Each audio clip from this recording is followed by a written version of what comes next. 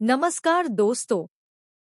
आज की इस वीडियो में हम बात करने वाले हैं असम राज्य के कुछ ऐसे कानूनों के बारे में जिन पर इन दिनों पूरे देश में चर्चा हो रही है। कई लोगों का मानना है कि अगर ऐसे कानून पूरे भारत में लागू हो जाए तो देश के विकास की रफ्तार और तेज हो सकती है।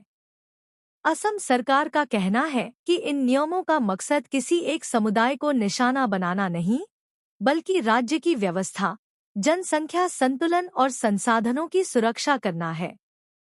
तो चलिए, बिना समय गंवाए जानते हैं कि आखिर ये कानून है क्या और क्यों चर्चा में है।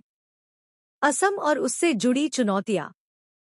अगर हम भारत के नक्शे को देखें तो पूर्वोत्तर में स्थित असम एक अहम राज्य है, जिसकी सीमा बांग्लादेश से भी जुड़ी हुई है।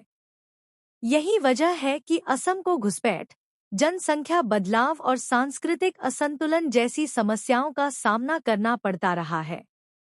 इन्हीं चिंताओं को देखते हुए असम सरकार ने समय समय पर कुछ सख्त फैसले लिए हैं। कानून 1, जनसंख्या नियंत्रण और सरकारी सुविधाएं।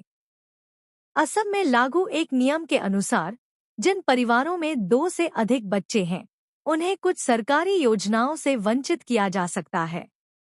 जैसे सरकारी नौकरी में पात्रता नहीं, पंचायत चुनाव में भाग लेने पर रोक, कुछ सरकारी योजनाओं का लाभ नहीं। सरकार का कहना है कि इससे जनसंख्या नियंत्रण में मदद मिलेगी और संसाधनों पर दबाव कम होगा। कानून 2, विवाह से जुड़ा सख्त नियम।